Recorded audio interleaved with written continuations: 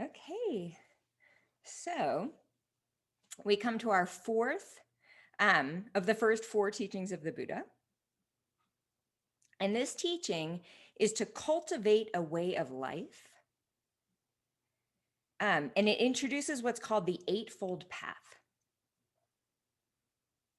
So the Four Noble Truths and the Eightfold Path is the way the early teachings of the Buddha are described, although we didn't do truth-based. We did more interactive, practical-based.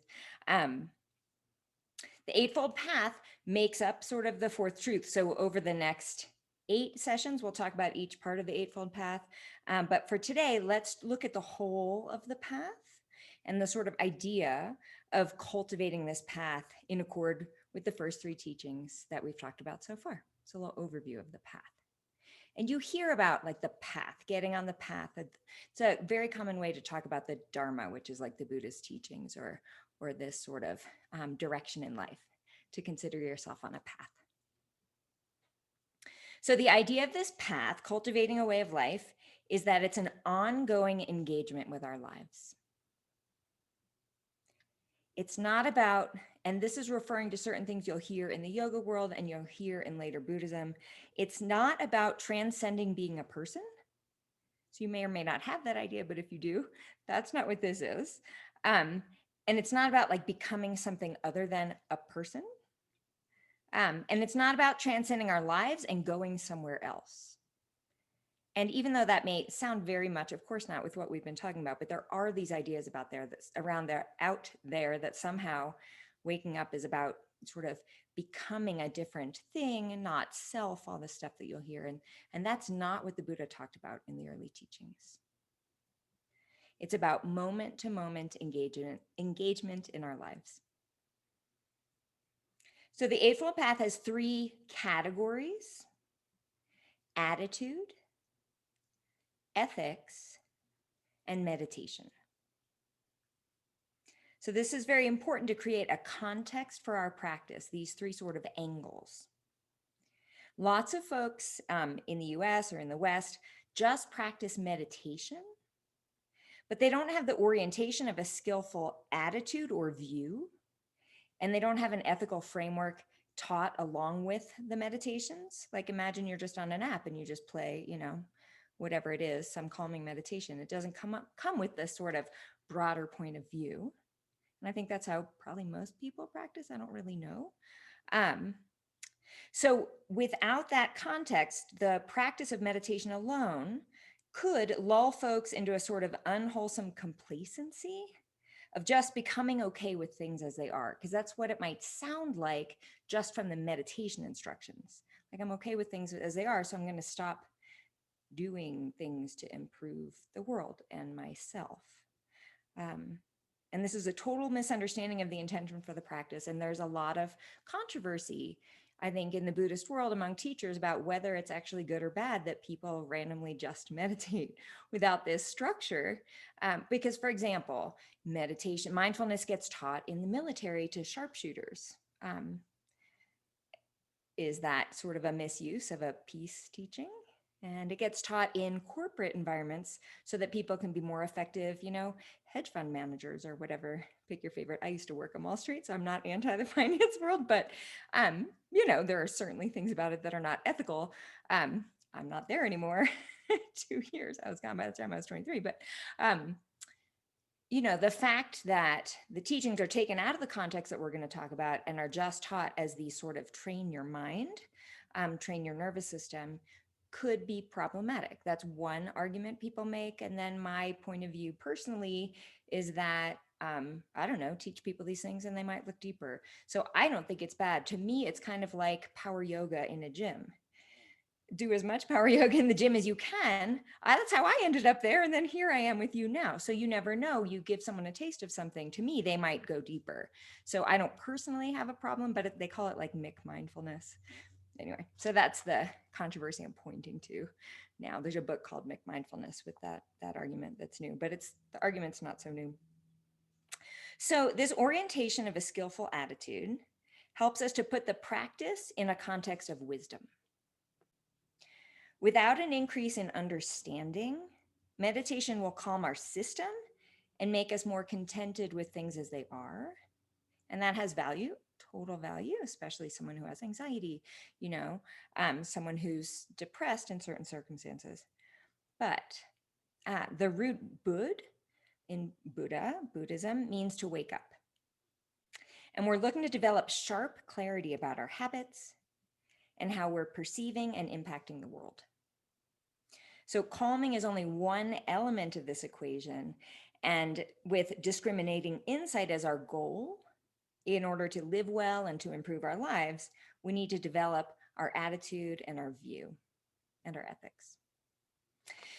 The orientation of an ethical framework helps us to act in such a way that we'll feel good about ourselves, live harmoniously, and be a positive force in the world. And by the way, I'm not saying that Buddhism has a corner on ethics. There's plenty of wonderful ethical frameworks, and they overlap a lot. Like the basics of Buddhist ethics are pretty much the same as the yoga ethics, and they'll sound a lot like things that come from the commandments. And, so that's not like this is the only place that you find this. They're rational things that make common sense, but we still want to make sure we talk about them and know that the Eightfold Path had actually 3 limbs of ethics. So this is a large part of the Buddha's primary teaching. And by the way, in the yoga tradition, it came first before the meditation, before the breathing exercises, before the poses, is ethics. So all these traditions use ethics as a foundation, because otherwise it's hard to calm down and it's hard to feel good about your life. So in cultivating an appropriate response to the world around us, which is the sort of summary of the Buddhist early teachings, or all of the Buddhist teachings, we need to take into account the effect of our actions on ourselves and on others. And, actions are a big deal because they're like interacting with our world. Like you can think all kinds of great thoughts, but it's the acting that sort of reinforces everything. It makes you examine what's going on. It's what really affects others. Our thoughts affect others because they might see something in our face, or, there are ways like that, but actions literally affect others in the world. So it's a very powerful, practical, grounded place to work on life. So to have a meaningful and unconflicted inner and outer life, we need to align our speech and our actions with our deepest values. And we'll have 3 days on that.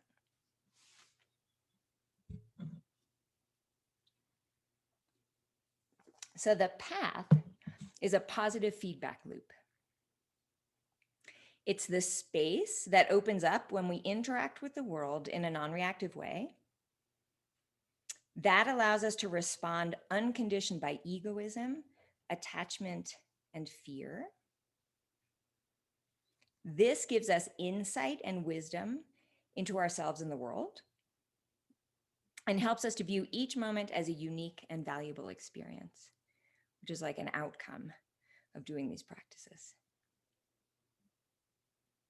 So looking at the path this way recognizes the complexities and challenges that life presents, whether we've just begun practicing or we've practiced for decades. So we don't arrive somewhere static, as it sometimes sounds like. Nirvana refers to just like showing up somewhere or turning into something. Instead, it's a dynamic process of learning and openness that continues for the rest of our lives, as long as we engage with this, but the truth is, unless you just like dip your toe in and aren't interested, it's pretty hard to put this stuff down. Like I can't imagine not doing it because it's so practical and it's given me so much benefit. So, for most people, it's too late for you. If you like this and you've gotten to class 4, you're probably stuck with it for a long time, on whatever level, right? Maybe not like the super point of your life, but it's gonna infiltrate how you think about things if it resonates with you.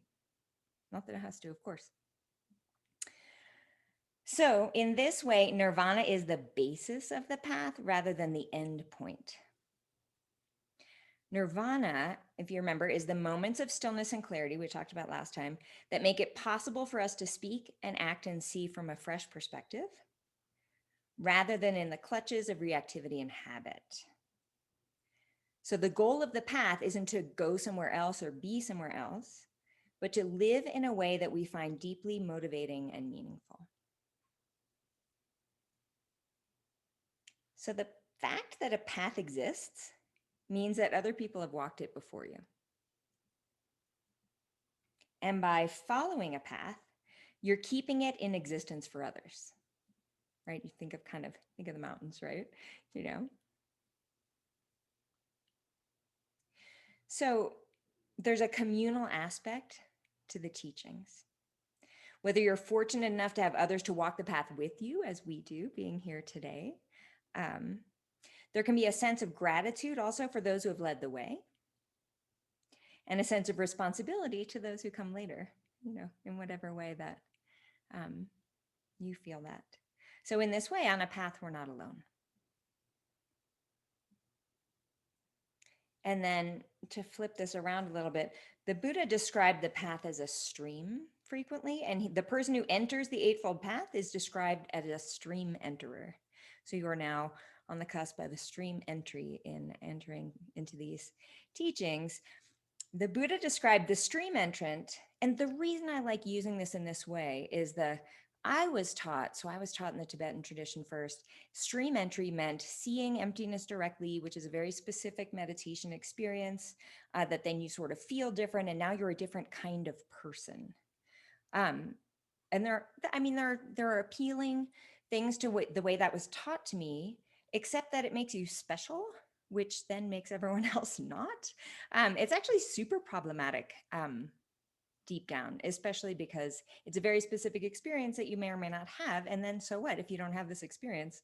Like, you can't develop into the best person. So I love that this way that Stephen Batchelor presents it is just so much more practical. Like, we are all right now entering that stream. And that's, to me, how it should be. This should be available to everyone who doesn't have, even if you don't have time to go on long retreats all the time. And, who cares? So the person who enters the Eightfold Path is a stream enterer. And the Buddha describes a stream entrant as one who has become independent of others. So we just talked about not being alone, right? Because of the people who came before us and the people who walk with us and the people who come after. So that's not what I mean, like alone, but it's about making the path your own. So someone truly on the path is responsible for their own actions and understanding and isn't reliant on the direction of others. So I don't mean that you don't learn things from other people. But historically, throughout the yoga and Buddhist traditions, people have given up their power to teachers. There's this kind of guru-disciple relationship in Asia that I don't know works that well for us. It does in certain circumstances, but I don't know that it works for us in general as a culture because of the way we're built. So what ends up happening is people give their power to a teacher, and then the teacher turns out to be human and engages in bad behavior, and then they're devastated and they don't know what to do about their spiritual practice. And this happens, by the way, all the time. I know so many people this has happened to. Don't Google it because it's horrible, the things that happen. But teachers are people. So we don't want to give our power to another person. That doesn't mean not learning from them, but knowing that they're people too. And I think the Buddha, I didn't look this up, but there's a saying that he said to trust the teachings, not the teacher. And I think that's a really good way to go about it. And know that your teacher is just another person like you, and they're going to mess up, and hopefully they'll get it together. But not to have your practice depend on that person. Also, the stream entrant doesn't practice because the teacher tells them to, but because they find value in their own practice. And at some point, if the practice works for you, you can't imagine not doing it, as I said earlier. And I'm not really talking about carving out 20 minutes a day to meditate. I'm talking about sort of approaching the world in a way where you're noticing how you feel and noticing what's arising in yourself and knowing when you're out of control and knowing when you're clear, and trying to speak when you're clear, um, and working on that. Like that's, if that appeals to you, it's not really something you're going to be like, well, no, now I'm just going to go around and spout off whatever I want, whenever I want, and piss everybody off. And, because you've seen that it works better the other way. So this doesn't mean there won't be ups and downs in your practice. That's normal. It'll happen to everyone. But intuitively, there can be this sense that we're committed to live in this way, oriented toward peace and harmony and skillful action, regardless of what other people think. So that's the kind of independent side of the stream, of the metaphor of the stream. So to follow that, in this way, we become more and more the one who decides how we should respond to a situation, and less beholden to the rules of any tradition. We learn to respond to the situation at hand, governed by our own sense of compassion and wisdom. And in this way, we become our own teacher. And again, that doesn't mean you don't have a teacher, but there's this sort of internalizing of the process of developing wisdom. And that's what's interesting, rather than being told what to do. So again, we're held by this sense of community of the path, and we're not alone. And I do recommend, if you have any, to have friends who also do this practice, to bounce ideas off of and get feedback, whether it's someone who has more experience than you, less experience than you, or the same. It's just nice because it's a different way of looking at things, like taking responsibility for your own emotional experience. Like most people aren't doing that. And if something goes on in your life and you go to talk to a sort of regular friend, they're going to take your side in blaming whoever. And that can be really nice, right? But if you, but once you do enough of this, I have certain people I call first, who are going to say, that was you, right? Because I want to know, because if it was me, I can fix it. And if it wasn't me, fine. But like, I don't just need friends to take my side, although that's of course lovely, as support, but knowing that that's support, not necessarily discriminating wisdom. And then having ideally people in your life who might be able to say, when you said this, you probably caused that. Oh, like that was a misunderstanding, whatever it may be. Or like, maybe you're overreacting. Like, that's a great thing to have someone who's going to say that. So that's what friends on the path can be really helpful for. And that's why it's nice for us to practice together and sort of see each other's faces. And, I know that we don't all live in the same place, but it's still relationship. So walking the path with integrity means taking full responsibility for our practice and for how we respond to the situations we face in life. And then one other way of thinking about the stream entry. The Buddha describes stream entry as the loss of the three fetters, which are like things that stop you from being free. And the three fetters are vanity, doubt, and then the third one is virtues and vows. So I'll talk about what each of these things are, but it's not that they're gone forever once we enter the stream. They can totally show up again, but we have moments that they drop away, just like reactivity. And those are moments of freedom. And it becomes more and more, less momentary and more sort of general. So first, vanity. The loss of vanity, and now I'm referring to specific non-dual teachings you may or may not be familiar with, but it doesn't mean we stop being a person, which again, maybe you don't have that idea, and that would be great. But those of us who've done enough yoga might have this idea that you're supposed to somehow transcend being a person. Or Buddhists, actually, a lot of Buddhists think that.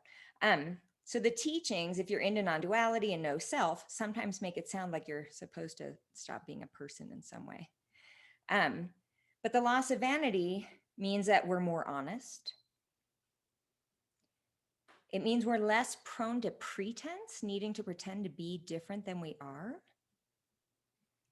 And we're less egotistically conceited. And this is a serious freedom in my mind. Like, this is a huge relief for these things to fall away.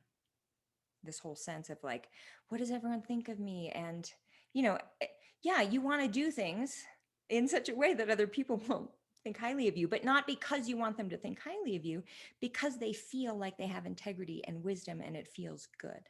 And I believe that, yes, generally how people see you will improve from that, but that's not why you're doing it. You're doing it to be internally unconflicted, and that's where the freedom comes.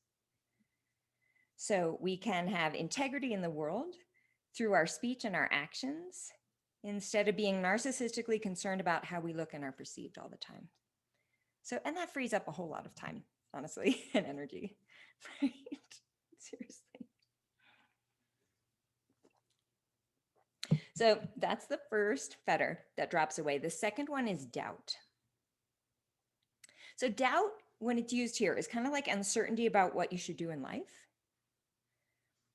It's like an obstacle to our sense of flow in living. So in a moment of entering the stream, we feel life flow in a purposeful and dynamic way, free of doubt. It can still recur, the doubt, but you know the feeling of living in the flow so that you know the doubt isn't how it has to be. I think this being in the flow is very much connected to being free of the obsession about our own image or the thoughts about ourselves. Like you might have a sense of what you want to do and feel like other people are going to judge it or how am I going to look? And that's the part that falls away and I think makes it easier. You know, it's so easy to sit around and say, okay, like write down what your life looks like. Here's what I've done, and this is what I am, and this is my job, and this is how much money I have, and this is my car, or whatever, you know, your things are. These are the places I've gone on vacation. I don't know. I'm not saying these are your things. This is what's coming to my mind. But it's so easy to try to sort of look at our lives from the outside or from how our parents would have seen it or how society would see it.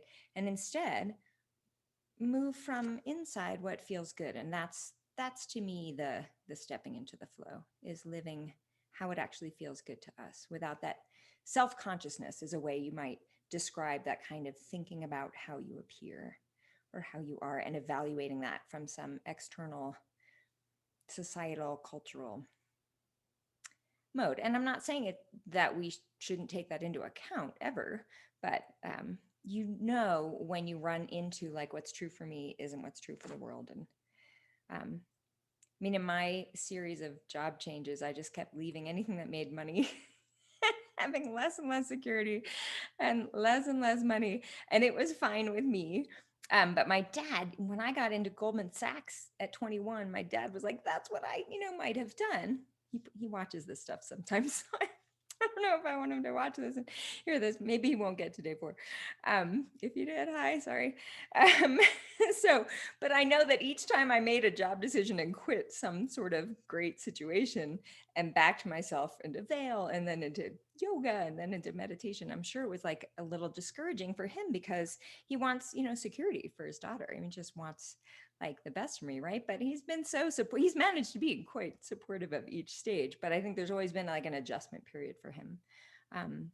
And if I had made decisions, you know, for those reasons, it's fine if those were my reasons, but they weren't my reasons. So I'm glad I was able to be in the flow of my own process in this life. Not that that has to be anyone else's, right? Maybe you move toward more security, money and prestige, and that's awesome too. You know, just whatever feels right to you. It doesn't have to be about work. So,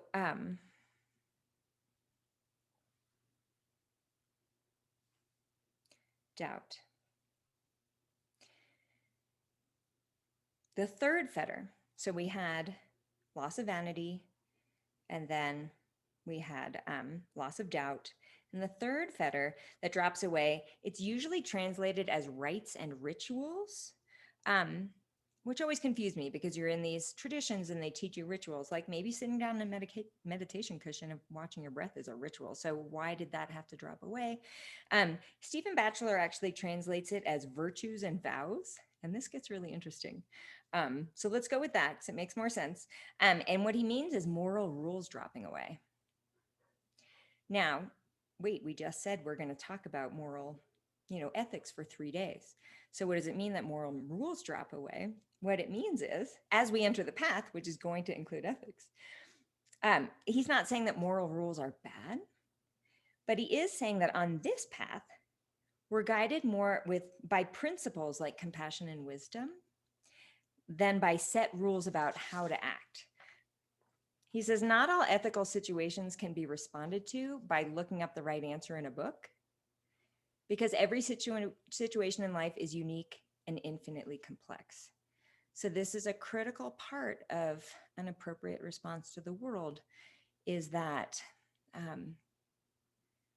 people ask the Dalai Lama in when he's speaking, what would you do? Would you, because there's this whole like, you don't kill, right? But would it be, okay to kill 200 people or to kill one person to save 200 people or whatever? They set up these hypothetical situations for him and he does his best to answer them. But the whole point of this path is like, you don't know till you're right there and you know who you are and you know who you're talking to. And you look at this very complex situation and you make the decision then. Because it's not like, oh, you never do this and you always do this. It's be compassionate, be wise, learn what you can about yourself and the world, and then see what the right thing is to do given all of that. It's just not that easy. And maybe it would be nice if there were rules, that you could just, oh, well, just always do this. Just never lie, even though we're going to talk about holistic speech and a lot of that's not lying. But there might be times when the right thing to do is lie. And that's what we're talking about here, is it's less about rules and more about insight. And by the way, in finding your way through navigating life according to wisdom, you're going to screw up. And that's just part of it. Okay. So know that, like, that's the risk of not just following rules, is you might do something wrong and have to learn from it. So that's part of it, but that's part of any, I think, true learning and development of wisdom. So that's okay. It's just part of it. So we're going to work under the principle of not harming, and we're going to draw on our capacity for empathy. But we need more than just empathy, because we can get overwhelmed by other people's emotions. We also need to develop equanimity, that kind of internal steadiness and skill to be helpful to other people. So as I was saying, this can feel uncomfortable. There's a risk in living openly. It can feel safer to be told what's right and wrong instead of having to feel out where you find yourself. And if you're genuinely responding to a situation in the moment, you may not have a bunch of time to think and consult your friends, right? Sometimes it's just like, I have to decide what to say or do right now. We live in a highly complex and fast-moving world, and taking responsibility for our own choices and actions independently is really putting yourself out there. But this is the truth of finding a life where we live according to our deepest values. Looking closely at our intentions and responding to the world as best we can, according to what we perceive is actually happening and what may actually lead to benefit for ourselves and others. This is freeing and a little scary, but it works a whole lot better than taking prescribed actions from our culture, because if we look around at our culture, I think this has led to a bit of a mess. And what I'm referring to is all kinds of things, but one of them could be like, religious beliefs that like were originally founded on compassion, but then create division and lack of compassion. And just there's a lot of division in our country right now. And I think a lot of folks sort of, intend to be one way and then end up being another. So the elements of the Eightfold Path each start with the word sama, which is usually translated as right. So right view, right speech, right action. And that's like as the opposite of wrong. But I don't like that. So we're not going to use it. A lot of people don't like it. Now, this is less French than some of the things that some of the interpretations we've been talking about. So it's more accurate to think of, so the actual translation of sama is more like complete or whole in ways when sama is used in other contexts. So the right wrong is really the religious doctrine that got into Buddhism later, because that's not what sama means. Stephen Batchelor likes to use appropriate when he translates sama in this context, meaning aligned with understanding in order to end suffering in your life and create space for happiness. So that's his. He likes appropriate. There are other ones I like too. I like Bob Thurman. He uses realistic, meaning in line with the truth of reality. So that's kind of a nice translation. Um, So my take, I'm going to pick my own word. We're looking to live with responsible integrity, which is holistic, which kind of fits with the complete whole definition. So I'm going to use the word holistic for sama. I had to pick one um, in this course to encompass all of the definitions we just talked about, except for the right wrong one. Throw that one out. Even though anytime you look up the eightfold path, it'll be right this, right that, right that. It just sounds like that's the opposite of wrong. And I don't think that's the intention. It's supposed to be useful, skillful, integral, um, holistic. So the right wrong angle is more of like the prescribed ethic, which has been taught historically as a doctrine rather than a practice of insight. And I want us to think of this as a practice of insight. So the 8 elements of the path are as follows: view, intention. So those first two were the ones about view and attitude.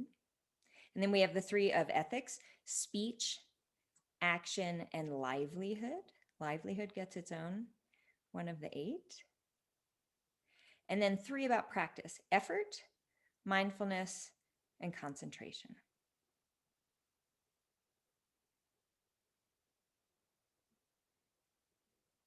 And obviously we'll have one day of each, so the list will become familiar. And by the way, a list of 8 is like practically impossible to remember. It's too many. So don't worry if you don't. It's so funny when so I forget who said this. They said that Christians love God and Buddhists love lists. I mean, like everything in Buddhism is set up as a list, and that's so that it was easy to remember. And yet there's this first teaching as a list of 8, which takes just a long time to remember 8. So don't worry, is my point. If it's not intuitive to remember 8 things, like 5 maybe isn't so bad. 4 is pretty easy to remember. Over 5, I don't know. Anyway. So we're looking to become complete, integral, whole through these teachings, and the Eightfold Path is a guide to an integrated life.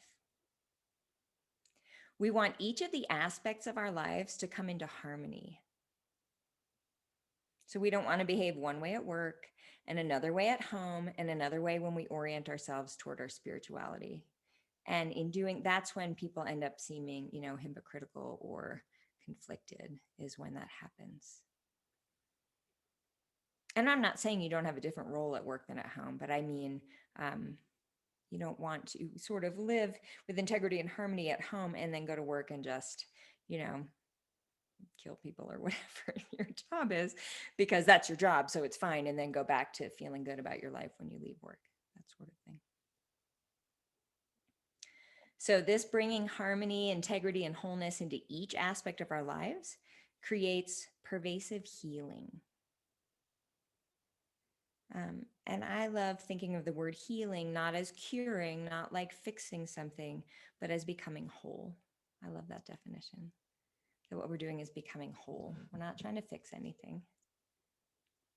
Not that things won't get fixed along the way.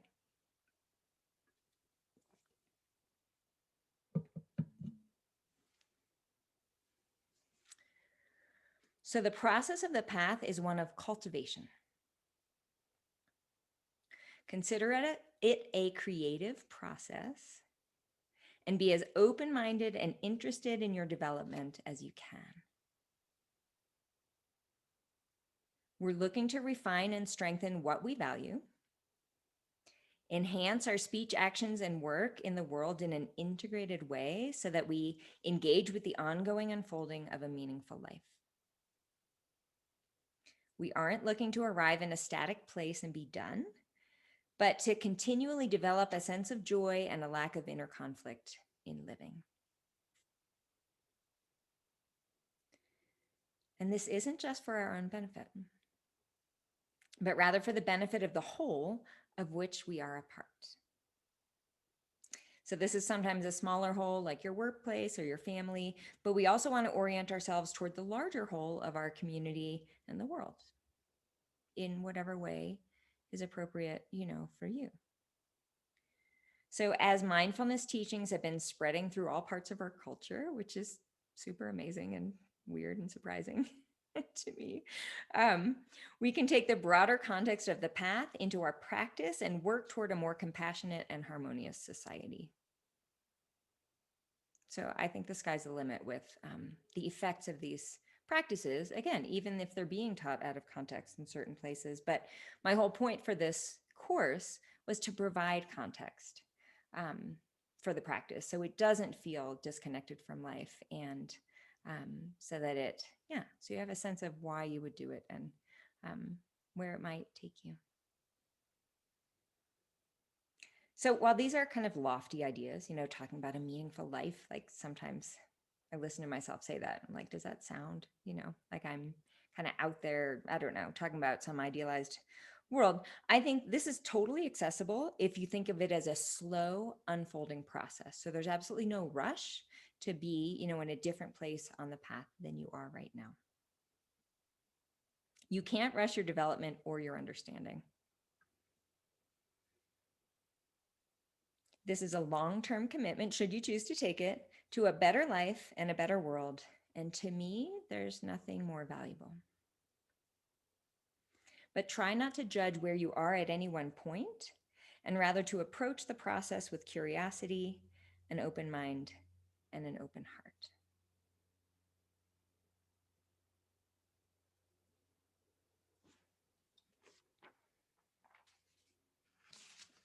Any comments or thoughts on any of that? I know it's all kind of general, which is the point of today, overview day, but.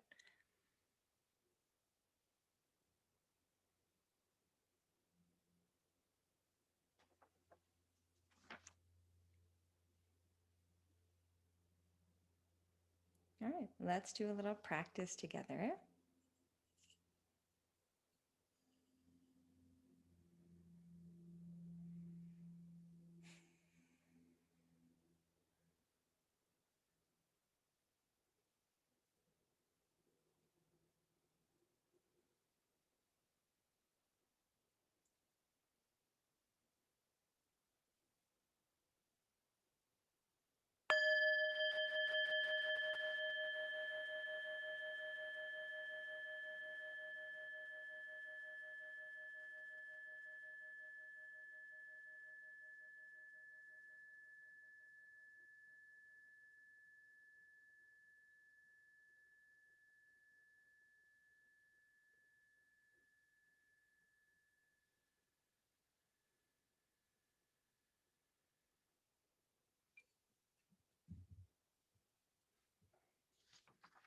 So I'd like you to drop your mind into your body.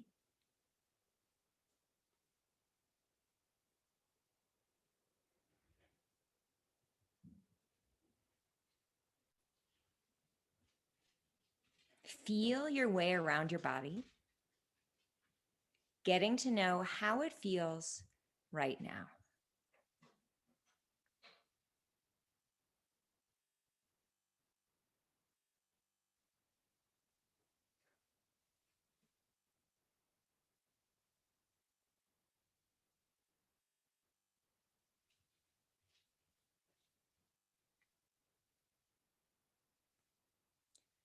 Feel that you are located in your body. Ground yourself here.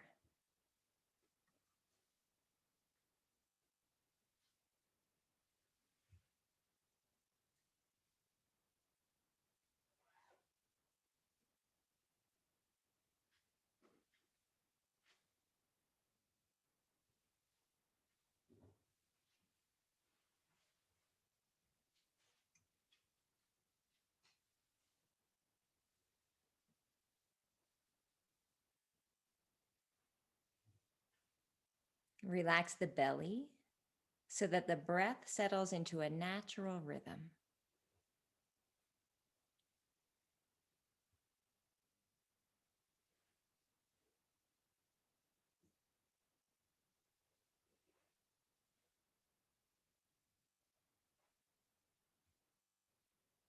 Use the sensations of breathing as an anchor for your mind, helping you to stay present here in the body.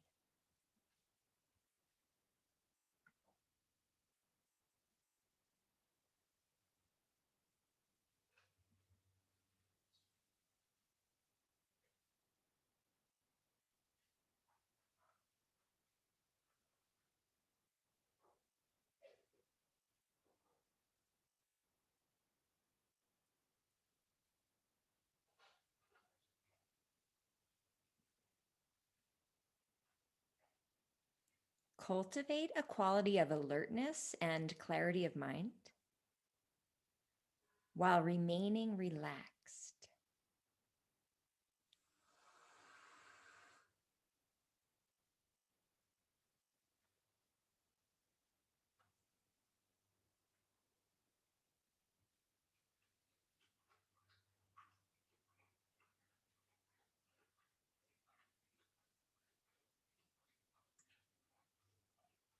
If anything arises that makes it challenging for you to remain centered and balanced, turn your attention to that.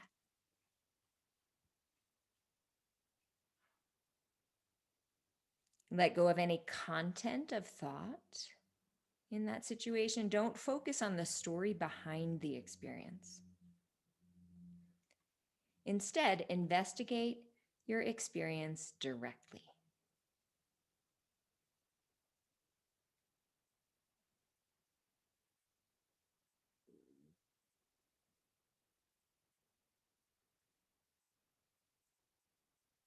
You might feel the associated sensations in the body.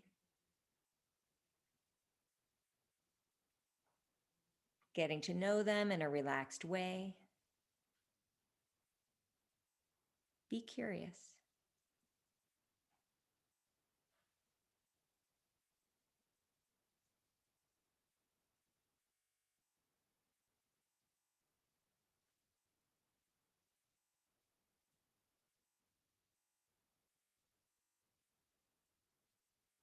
You might notice how what's arising makes your mind feel.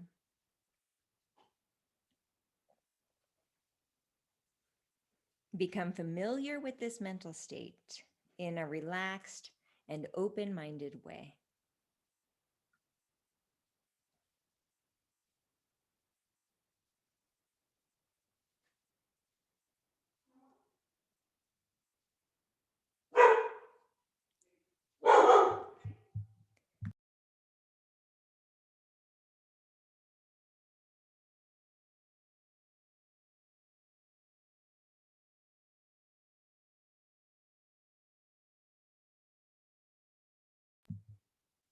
At any time, feel free to return to collecting your mind around the sensations of breathing.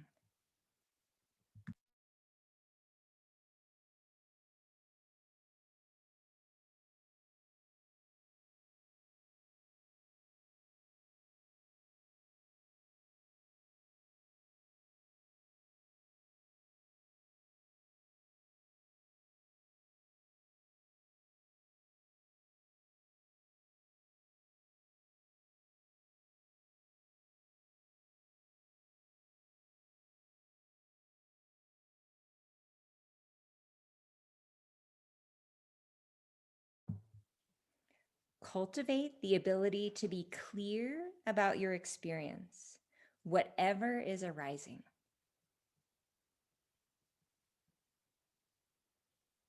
Relax and give it permission to be there while remaining present and awake.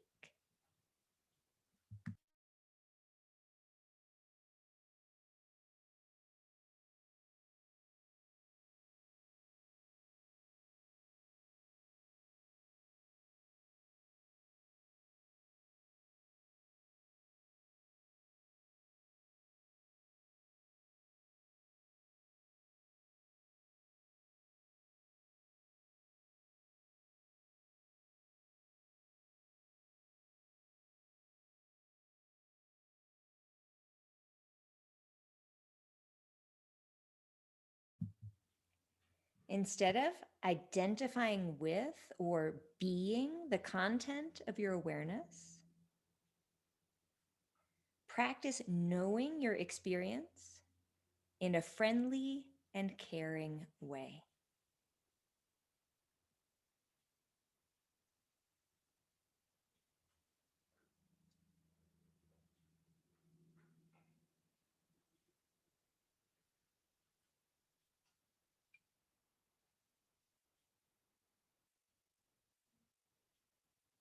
Practice finding a continuity in your experience by staying present and awake from moment to moment.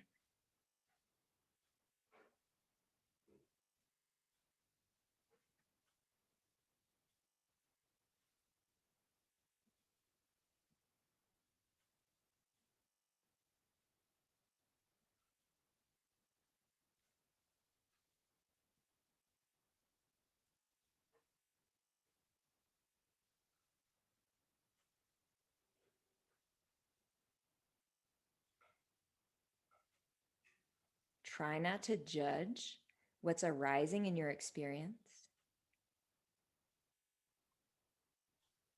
Try not to make anything wrong.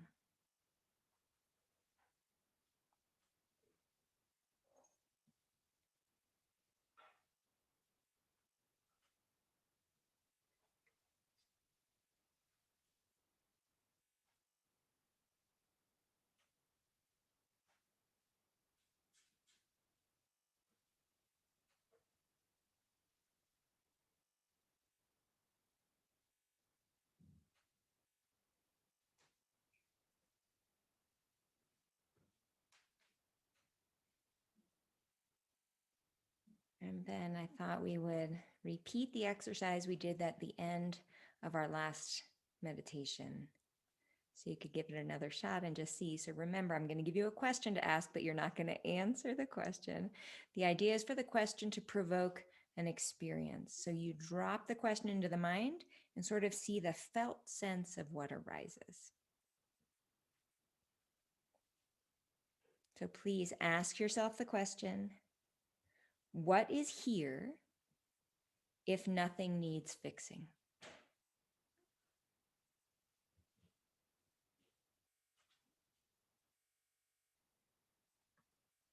What is here if nothing needs fixing?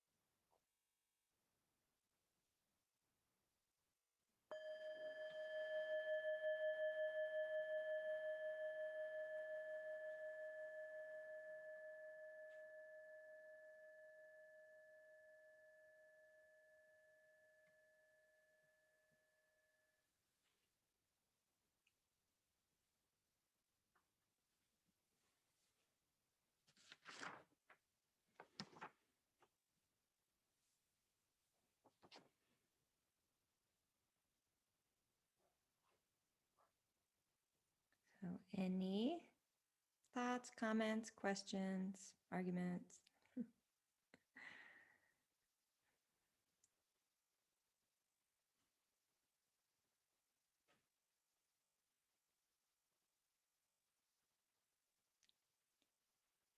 Robin, you're muted. I don't know if you're.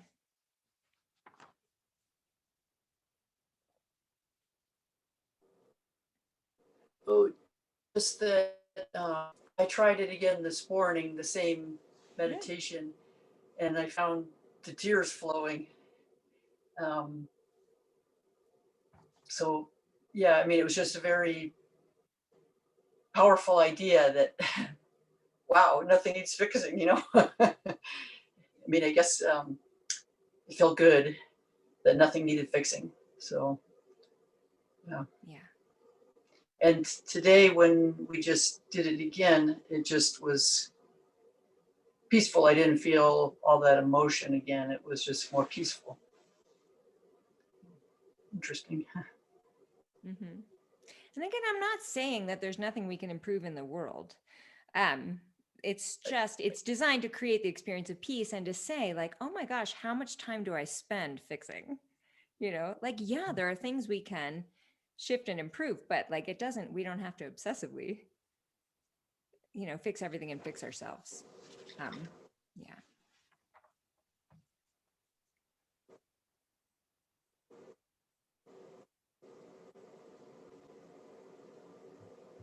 And I think part of the experience this morning was maybe just that it was kind of liberating, right? That you don't have to apply so much effort to fixing. Just it can come about more naturally. Yeah. Yeah. Exactly. That's beautifully, beautifully said. Thank you. Yes.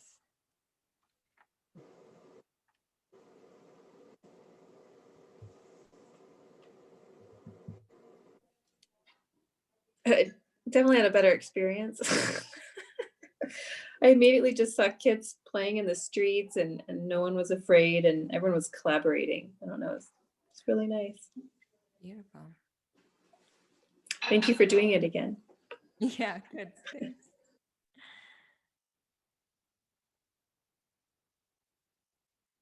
Any other thoughts?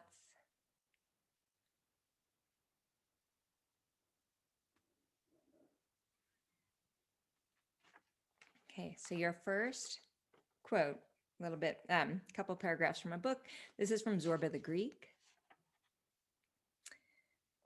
And this is about sort of the process of the path, the unfolding of this kind of personal growth, or whatever you want to call it, wisdom, insight, understanding.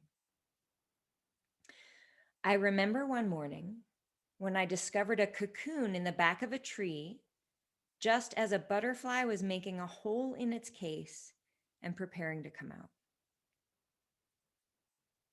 I waited a while, but it was too long appearing, and I was impatient. I bent over it and breathed on it to warm it. I warmed it as quickly as I could, and the miracle began to happen before my eyes, faster than life. The case opened, the butterfly started slowly crawling out, and I shall never forget my horror when I saw how its wings were folded back and crumpled. The wretched butterfly tried with its whole trembling body to unfold them. Bending over it, I tried to help it with my breath, in vain. It needed to be hatched out patiently, and the unfolding of the wings should be a gradual process in the sun. Now it was too late. My breath had forced the butterfly to appear all crumpled before its time. It struggled desperately, and a few seconds later died in the palm of my hand. That little body is, I do believe, the greatest weight I have on my conscience. For I realize today that it's a mortal sin to violate the great laws of nature. We should not hurry, we should not be impatient, but we should confidently obey the eternal rhythm.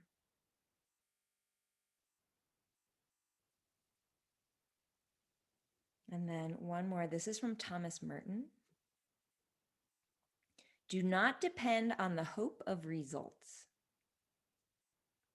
You may have to face the fact that your work will be apparently worthless and even achieve no result at all, if not perhaps results opposite to what you expect. As you get used to this idea, you start more and more to concentrate not on the results, but on the value, the rightness, the truth of the work itself. You gradually struggle less and less for an idea and more for specific people. In the end, it's the reality of personal relationship that saves everything.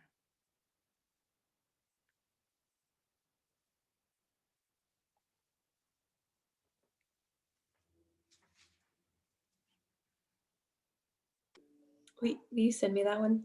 I will. Yeah. I owe you some from the weekend too. Yeah.